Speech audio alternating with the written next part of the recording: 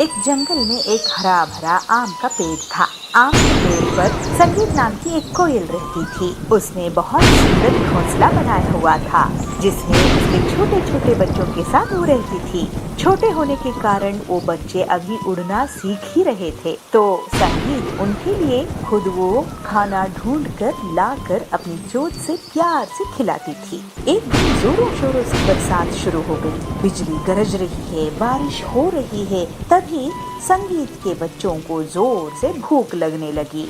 माँ, भूख लगी है माँ। अरे बच्चों, मैं कुछ ना कुछ इंतजाम करती हूँ। देखते ही देखते बच्चे जोर जोर से चिल्ला के रोने लगे। एक बच्चे को देख के दूसरा बच्चा रोने लगा। माँ, माँ, मुझे भी भूख लग रही है माँ, कुछ ना कुछ तो दो ना। संगीत को बहुत चिंता हुई। अपने बच्चों को रोते हुए संगीत को नहीं देखा जा रहा था। वह उन सबको चुप कराने की कोशिश कर रही थी, किंतु बच्चे भूख से तड़प रहे थे। माँ, देखो ना, कल का कुछ भी हो चलेगा, मैं खा लूंगी। इस बात से संगीत उदास होने लगी, क्योंकि घर में कुछ नहीं था। संगीत सोच में पड़ गई। अरे, इतनी जोर बारिश हो रही है, मैं खाना कहाँ से लाऊंगी? मगर मैं खाना नहीं लाई तो बच्चों को भूखा शांत कैसे कर पाऊंगी? ऐसे मन में अपने हिसाब किताब लगा रही है और सोच रही है। काफी सोचने के बाद संगीत ने एक लंबी उड़ान भरी और पंडित जी के घर आ पहुंची। पंडित जी ने प्रसाद में मिले चावल, दाल, फल, सब्जी सब सूखने के लिए आंगन में रखा हुआ था। कोयल ने उसको देखा। अरे, यहाँ पे तो काफी सारा भोजन है, मैं अपने बच्चों को जरूर पेट भर खिला सकती हूँ। यह सोचते हुए बच्चों के लिए अपने मुंह में संगीत ने ढेर सारा चावल लिया और पैरों से एक फल भी ले लिया और झटपट वहाँ से उड़ गई। भीगी भागी सी जैसे ही वो घोंसले में पहुँचती है तो सभी बच्चे एक साथ पूछते हैं, माँ, आप भीग गए हो? माँ, मुझे ना भूख नहीं है, आप बरसात में मत जाओ। बच्चों की बात सुनते हुए संगीत की आंखों में भी पानी आ जाता है और अपने पंख को झटकाते हुए बोलती है, अरे, मैं माँ हूँ, मुझे कुछ नहीं होगा। आपका पेट भर जाए, इससे ज्यादा मुझे क्या चाहिए? ऐसे कहते हुए सभी बच्चों को प्यार से अपने मुंह में जो दाना लाई थी उसको खिलाती है और फल भी काट काट के वो भी देती है। फल और दाने खा के बच्चों का पेट भर गया। वह सब चुप हो गए और आपस में खेलने लगे। संसार में माँ की ममता का कोई जोड़ नहीं है। अपनी जान पत्ती में डालकर भी माँ अपने बच्चों की पेट भरती है और उसकी भलाई चाहती है। बच्चे खुश तो माँ भी खुश। ऐसे संगीत और बच्चे बहुत खुशी खुशी से बरसात का मजा लिया। एक होशियार तोता है जो किसी भी जानवर की आवाज निकाल सकता है। पीलू हमेशा खुश रहने वाला बहादुर चिड़िया है जो लोगों की मदद करने से पीछे नहीं रहता। ये दोनों एक बार जंगल में सैर करने के लिए निकले। दोनों दोस्त अलग अलग पेड़ों से मीठे फल खाकर मजे कर रहे थे। चुप, मजा आ गया। जंगल में उड़ते उड़ते वे लोग रास्ता भटक जाते हैं। ननकू पीलू से बोलता है, मुझे लगता है उस पेड़ के पीछे से कोई रास्ता होगा। वो दोनों उड़ के उस पेड़ के पीछे जाते हैं, लेकिन और घने जंगल में पहुंच जाते हैं। पीलू बोलता है, अरे ये कहाँ ले आया तू? अरे तू डर मत, मैं हूँ ना। अरे यार, तू है, इसी बात का तो डर है। अब तो प्यास भी लगने लगी है। वो देख, एक तालाब है, वहाँ पानी पी लेते हैं। मैं नहीं जा रहा वहाँ पानी पीने। अरे अभी तो तू बोल रहा था ना कि डर मत, अब तो खुद ही डर रहा है। चल। पीलू ननकू का हाथ पकड़कर उसको तालाब की तरफ लेके जाता है। वो लोग पानी पीते हैं और अपना मुंह धोते हैं। तभी ननकू को सामने झाड़ी में कुछ हलचल दिखती है। पीलू, वो देख, वहाँ झाड़ी में वो झाड़ी हिल रही है। लगता है कोई बाज है। चल भागते हैं। वो दोनों बहुत जोर से वहाँ से भाग जाते हैं। ननकू, अरे ये तो बाज ही है, क्या मुसीबत है। और वो लोग जल्दी से एक घने पेड़ में छुप जाते हैं। बाज उसी पेड़ के पास पहुँच जाता है। पीलू ननकू से कहता है, ननकू, इससे बचने का एक ही तरीका है। क्या? तू शेर की आवाज निकाल। पर ये डरेगा क्या? हाँ हाँ, क्यों नहीं डरेगा, शेर से सब डरते हैं। जल्दी कर। ठीक है। ननकू हिम्मत करके जोर से शेर की तरह दहाड़ता है और बाज डर जाता है। वो इधर उधर देखता है और वहाँ से तुरंत उड़ जाता है। हे भगवान, शुक्र है। ननकू और पीलू जंगल में आगे बढ़ते हैं और उन्हें जंगल के बीच में एक छोटा सा घर जैसा दिखता है। अरे यार, वो देख, ये छोटा घर जैसा है। यहाँ जंगल के बीच में घर कौन बनाएगा? कुछ गड़बड़ है, जल्दी निकल यहाँ से। तभी वहाँ बहुत से कौवों की आवाज आती है। दोनों दोस्त तुरंत ही घनी झाड़ी में छुप जाते हैं। कौवों का झुंड डाकुओं का झुंड है। सरदार कौवा अपने एक डाकू से कहता है, छलिया जा, जल्दी से गिनती करके आ। छलिया कौवा एक पेड़ के पास जाता है और उसकी जड़ के पास हाथ से मिट्टी हटाता है और वहाँ से एक कार्ड निकालता है। वो कार्ड उस छोटे से घर में बने एक खांचे में डालता है और उस घर का दरवाजा खुल जाता है। छलिया अंदर जाता है।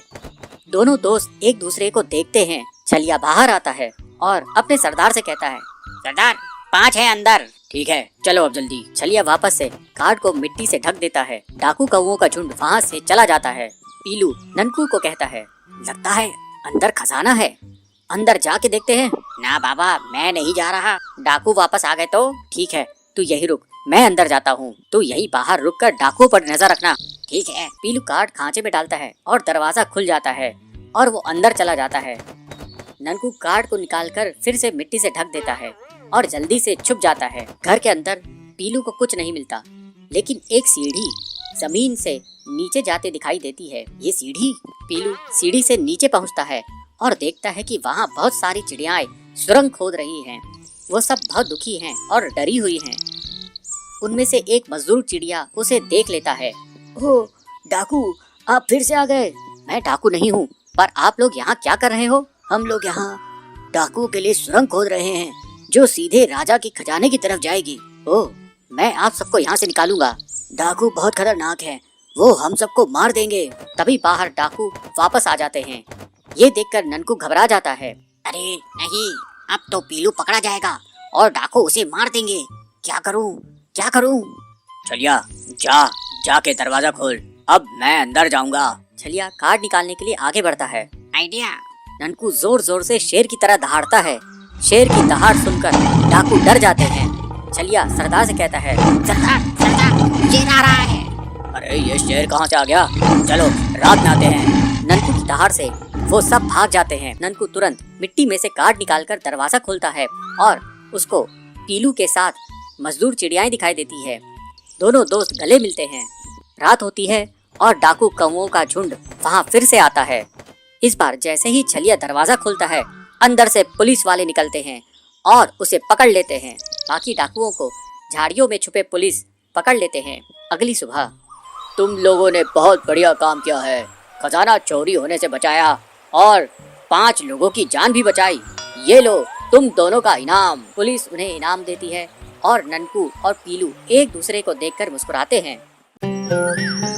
नंदनवन में पीलू चिड़िया अपने पति बबलू के साथ रहती थी। बबलू कबूतर बहुत ही आलसी था। वो कोई काम धंधा नहीं करता था। घर का खर्च चलाने के लिए पीलू चिड़िया पड़ोसियों के यहाँ कुछ काम कर लिया करती थी। ऐसे ही समय बीतता जाता है और पीलू चिड़िया को 2 बच्चे होते हैं। पीलू चिड़िया परेशान हो जाती है। वो सोचती है, हे भगवान, अब तो 2 बच्चे हो गए हैं, मैं घर का खर्च कैसे चलाऊंगी? मेरा पति आलसी और निकम्मा है, इससे तो कोई उम्मीद करना ही बेकार है। इस तरह कुछ दिन बीत जाते हैं, लेकिन बबलू कबूतर आलसी का आलसी ही रहता है। पीलू चिड़िया उस पर एक दिन जोर से चिल्लाती है, अरे कैसे पति हो, तुम्हें हमारा कुछ ख्याल नहीं? अरे मेरा ख्याल नहीं तो कम से कम बच्चों का तो सोचो, कुछ काम करो, उनके भविष्य के बारे में कुछ सोचो। क्या तुम नहीं चाहते कि हमारे बच्चे भी दूसरे पक्षियों की तरह आराम से जिंदगी गुजारे? तुम्हें कुछ तो शर्म आनी चाहिए। बबलू कबूतर गुस्से से उठता है और कहता है, अरे कमबख्त, मुझे चैन से सोने दे, जब देखो चिक चिक करती रहती है। क्या मैं नहीं करता तेरे बच्चों की देखभाल? मैंने नहीं कहा था तुझे बच्चे पैदा करने के लिए, तूने पैदा करी है, तू ही उन्हें संभाल। मैं अब तेरे साथ नहीं रहूंगा, मैं चला। ऐसा बोलकर बबलू कबूतर घर छोड़कर चला जाता है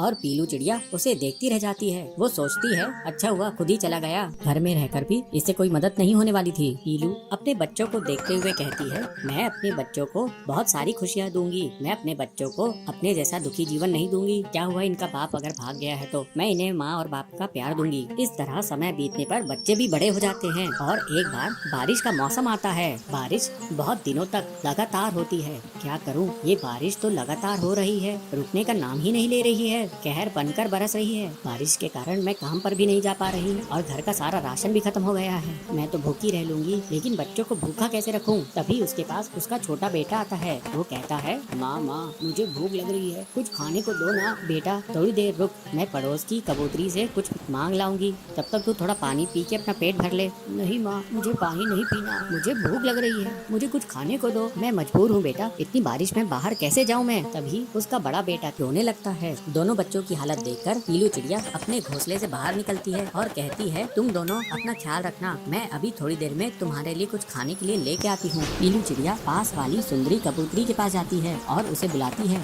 सुंदरी, ओ सुंदरी बहन, थोड़ा बाहर तो आओ। बहन, मुझे थोड़ा अनाज दे दो, मेरे बच्चे भूख से तड़प रहे हैं। इतनी बारिश में तुम्हें तुम्हारी मदद नहीं कर सकती पीलू चिड़िया, अब तुम यहाँ से चली जाओ। पीलू चिड़िया निराश होकर अपनी एक अमीर सहेली के घर जाती है। पीलू बहन, मेरे बच्चे 2 दिनों से भूखे हैं, मुझे कुछ अनाज दे दो, तुम्हारे पास तो पैसे भी हैं। ये लो पीलू, 1 बोरी अनाज, इससे तुम्हारा कुछ दिन तक काम चल जाएगा। अब जल्दी जाओ और जाकर अपने बच्चों को भोजन कराओ, वे भूखे होंगे। बहुत बहुत धन्यवाद बहन, तुमने सच्ची सहेली होने का फर्ज अदा किया है। पीलू अनाज की बोरी लेके अपने घोंसले की तरफ उड़ के जाती है। वो दोनों बच्चों को खाने के लिए अनाज देती है। वो दोनों बच्चे भोजन करके सो जाते हैं। कुछ दिनों बाद बारिश रुक जाती है। फिर पीलू चिड़िया खुशी खुशी काम पे जाती है और मेहनत करती है। मेहनत करके वो काफी धन जमा कर लेती है, जिससे वो अपनी सहेली का उधार भी चुका देती है और अपने बच्चों की अच्छी परवरिश करती है। इस तरह पीलू चिड़िया अपने दोनों बच्चों का जीवन सुधारने में सफल होती है।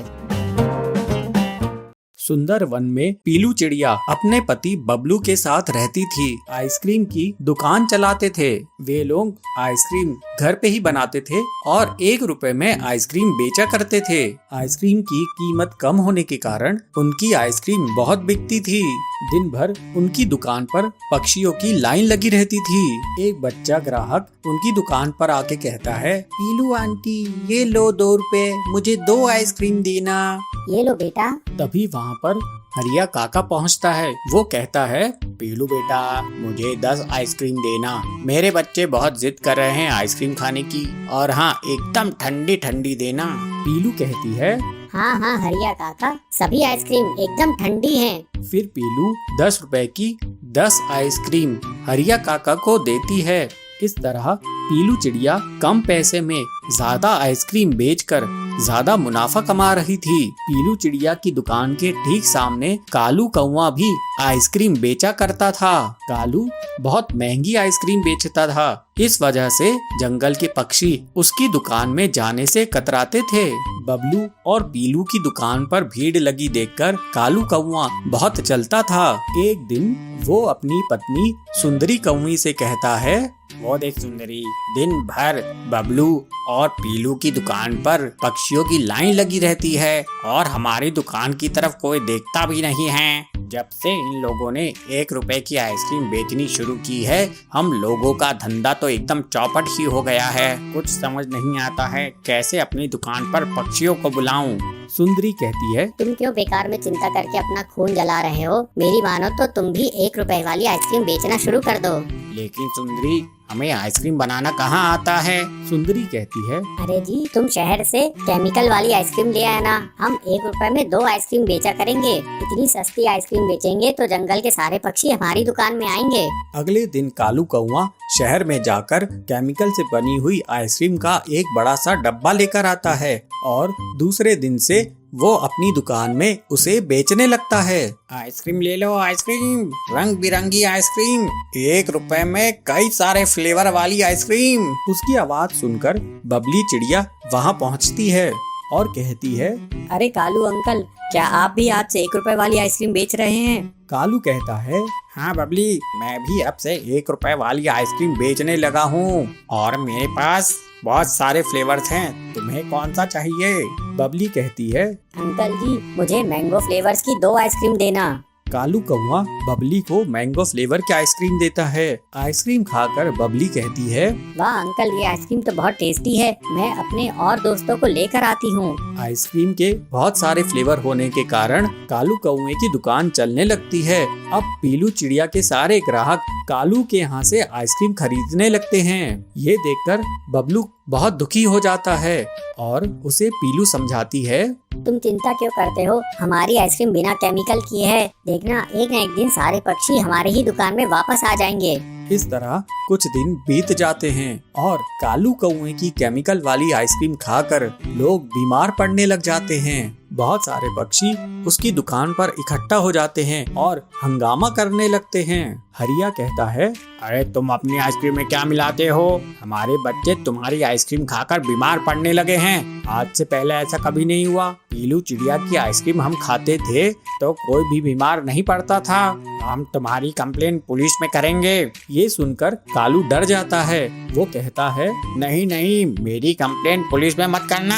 मैं अब से आइसक्रीम बेचना बंद कर दूंगा। मैं ये आइसक्रीम शहर से खरीद कर लाता था। मुझे नहीं पता था कि इसमें केमिकल्स मिले हैं जिससे बच्चों की तबीयत खराब हो जाएगी। फिर कालू कौवा केमिकल से बनी हुई आइसक्रीम बेचना बंद कर देता है और पीलू और बबलू की दुकान फिर से चल निकलती है। सारे पक्षी उन्हीं के यहाँ से आइसक्रीम खरीदने लगते हैं। कुछ दिनों बाद दोनों पति पत्नी अब अलग अलग फ्लेवर्स की आइसक्रीम बेचने लगते हैं। उनकी दुकान की बिक्री अब और बढ़ जाती है। फिर बबलू कबूतर और पीलू चिड़िया खुशी खुशी रहने लगते हैं। बहुत समय पहले नंदन वन में पीलू और लवली नाम की दो बहनें रहा करती थी। समय बीतने पर दोनों बहनें बड़ी हो गई और लवली की शादी एक अमीर पक्षी से होती है और पीलू की शादी एक गरीब पक्षी से होती है। शादी के कुछ महीनों बाद लवली अपनी बहन पीलू से मिलने के लिए आती है। पीलू उसको देखकर खुश हो जाती है। आओ दीदी, तुमने अपने आने की कोई खबर नहीं दी। अगर तुम बताती तो मैं बबलू को लेने के लिए भेज देती। पीलू, इसकी कोई जरूरत नहीं, मैं अपनी हवाई मोटर में आई हूँ। चल जल्दी से एसी ऑन कर, मुझे बहुत गर्मी लग रही है। पीलू कहती है, दीदी मेरे यहाँ एसी नहीं है और पंखा भी अभी नहीं चल रहा है क्योंकि सुबह से लाइट नहीं है। मैं आपको हाथ से ही हवा कर देती हूँ। पीलू, तुझे तो पता है मैं कितनी अमीर हूँ। मेरे हर कमरे में एसी लगा हुआ है। तेरी इतनी औकात कहाँ कि तू एसी खरीद सके। ये पैसे ले और एसी अपने घर में लगवा ले। पीलू कहती है, दीदी आप ये क्या कह रही हैं? हम लोगों को एसी की कोई जरूरत नहीं है। लवली कहती है, पीलू मैं तो सोची थी कि मैं तेरे घर 4 दिन रुकूंगी, लेकिन अब लगता है मैं एक दिन भी यहाँ नहीं रह पाऊंगी। इस गर्मी में तो मेरा दम ही घुट जाएगा। शाम को मैं अपने घर वापस लौट जाऊंगी। पीलू कहती है, जैसी तुम्हारी मर्जी दीदी। पीलू उसे खाना खिलाने के लिए किचन में लेके जाती है। चलो दीदी अब खाना खा लो। लवली किचन में देखती है कि उसे जमीन में खाना परोसा गया है तो वो कहती है, पीलू तुझे पता तो है मैं डाइनिंग टेबल में ही खाना खाती हूँ, मैं जमीन पे बैठ के खाना नहीं खाती। मेरे घर बड़ी सी डाइनिंग टेबल है, तुम मेरे कभी घर आना और डाइनिंग टेबल पर खाना खा कर देखना कितना मजा आता है डाइनिंग टेबल में खाना खाने का। पीलू, मुझसे तेरी हालत देखी नहीं जाती। तू कहे तो तेरे जीजा जी से बबलू जी के लिए उनके ही ऑफिस में बात करूं मैं। वहाँ ऊपरी कमाई बहुत होती है, जल्दी तू भी मेरी तरह अमीर हो जाएगी। नहीं दीदी, हम लोगों के लिए ईमानदारी की 2 सूखी रोटियां ही अच्छी है, हमें ऊपरी कमाई नहीं चाहिए। पीलू की बात सुनकर लवली हैरान हो जाती है और वो थोड़ा गुस्सा हो जाती है। कहती है, पीलू मुझे तेरी यही बात अच्छी नहीं लगती, लेकिन फिर भी सोचना क्योंकि मैं तेरे भले के लिए कह रही थी। ठंडे दिमाग से सोचना, फिर मुझे बताना, मैं तेरे जीजा जी से तेरे पति के काम के लिए बात करूंगी। इतना कहकर लवली अपने हवाई मोटर में बैठकर चली जाती है। कुछ दिन ऐसे ही निकल जाते हैं और उसके बाद पीलू चिड़िया के पति का प्रमोशन हो जाता है। उसकी आमदनी बढ़ जाती है। अब पीलू को कोई भी चीज की कमी नहीं थी। कंपनी की तरफ से उन्हें एक शानदार घर भी मिलता है और एक हवाई मोटर भी मिलती है। पीलू खुशी खुशी अपना जीवन बिताने लगती है। वहीं दूसरी तरफ लवली का पति रिश्वत लेते हुए रंगे हाथों पकड़ा जाता है और गिरफ्तार हो जाता है। उनका बंगला, हवाई मोटर, एसी सब जब्त हो जाते हैं। इस बात का पता जब पीलू को चलता है तो वो अपनी बहन से मिलने के लिए जाती है। अपनी बहन से मिलकर पीलू कहती है, दीदी जीजा जी की इस हालत की जिम्मेदार कहीं ना कहीं तुम भी हो। तुमने जीजा जी को कभी भी गलत काम करने से मना नहीं किया। तुम्हारे सर पर तो अमीरी का भूत सवार था। लवली कहती है, पीलू मुझे माफ कर दे, मैं लालच में आकर सही गलत का फर्क करना भूल गई थी। तू किसी तरह मेरे पति को छुड़ाने में मेरी मदद कर। दीदी आप चिंता मत करो, मैं अपने पति से जीजा जी को छुड़वाने में मदद करूंगी। तब तक तुम मेरे घर चलो, मेरे साथ रहो। अब तो मेरे घर में एसी भी लग चुका है, तुम्हें गर्मी भी नहीं लगेगी। लवली कहती है, पीलू मजाक छोड़ो, अब मुझे गर्मी से कोई फर्क नहीं पड़ता। अब से मैं और मेरे पति ईमानदारी का जीवन जिएंगे। कुछ दिनों बाद पीलू चिड़िया के पति की मदद से लवली चिड़िया का पति जेल से रिहा हो जाता है। अब वे दोनों ईमानदारी की जिंदगी बिताने लगते हैं।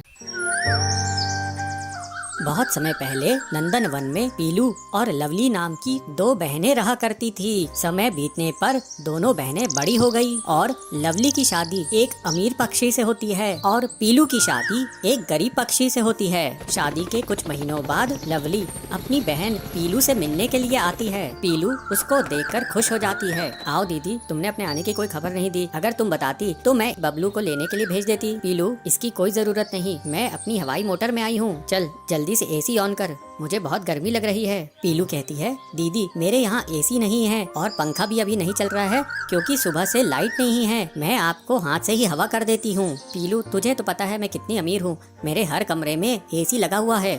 तेरी इतनी औकात कहाँ कि तू एसी खरीद सके।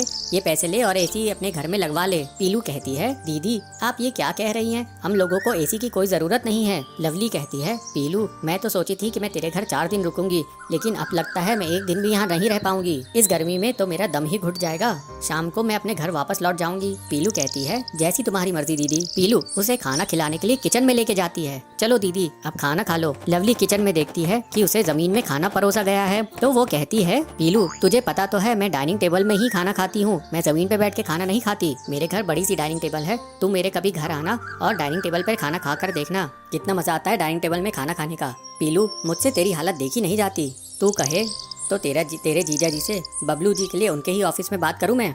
वहाँ ऊपरी कमाई बहुत होती है, जल्दी तू भी मेरी तरह अमीर हो जाएगी। नहीं दीदी, हम लोगों के लिए ईमानदारी की 2 सूखी रोटियां ही अच्छी है, हमें ऊपरी कमाई नहीं चाहिए। पीलू की बात सुनकर लवली हैरान हो जाती है और वो थोड़ा गुस्सा हो जाती है। कहती है, पीलू मुझे तेरी यही बात अच्छी नहीं लगती, लेकिन फिर भी सोचना, क्योंकि मैं तेरे भले के लिए कह रही थी। ठंडे दिमाग से सोचना, फिर मुझे बताना, मैं तेरे जीजा जी से तेरे पति के काम के लिए बात करूंगी। इतना कहकर लवली अपने हवाई मोटर में बैठकर चली जाती है। कुछ दिन ऐसे ही निकल जाते हैं और उसके बाद पीलू चिड़िया के पति का प्रमोशन हो जाता है, उसकी आमदनी बढ़ जाती है। अब पीलू को कोई भी चीज की कमी नहीं थी। कंपनी की तरफ से उन्हें एक शानदार घर भी मिलता है और एक हवाई मोटर भी मिलती है। पीलू खुशी खुशी अपना जीवन बिताने लगती है। वहीं दूसरी तरफ लवली का पति रिश्वत लेते हुए रंगे हाथों पकड़ा जाता है और गिरफ्तार हो जाता है। उनका बंगला, हवाई मोटर, एसी सब जब्त हो जाते हैं। इस बात का पता जब पीलू को चलता है तो वो अपनी बहन से मिलने के लिए जाती है। अपनी बहन से मिलकर पीलू कहती है, दीदी जीजा जी की इस हालत की जिम्मेदार कहीं ना कहीं तुम भी हो। तुमने जीजा जी को कभी भी गलत काम करने से मना नहीं किया, तुम्हारे सर पर तो अमीरी का भूत सवार था। लवली कहती है, पीलू मुझे माफ कर दे, मैं लालच में आकर सही गलत का फर्क करना भूल गई थी। तू किसी तरह मेरे पति को छुड़ाने में मेरी मदद कर। दीदी आप चिंता मत करो, मैं अपने पति से जीजा जी को छुड़वाने में मदद करूंगी। तब तक तुम मेरे घर चलो, मेरे साथ रहो। अब तो मेरे घर में एसी भी लग चुका है, तुम्हें गर्मी भी नहीं लगेगी। लवली कहती है, पीलू मजाक छोड़ो, अब मुझे गर्मी से कोई फर्क नहीं पड़ता। अब से मैं और मेरे पति ईमानदारी का जीवन जिएंगे। कुछ दिनों बाद पीलू चिड़िया के पति की मदद से लवली चिड़िया का पति जेल से रिहा हो जाता है। अब वे दोनों ईमानदारी की जिंदगी बिताने लगते हैं।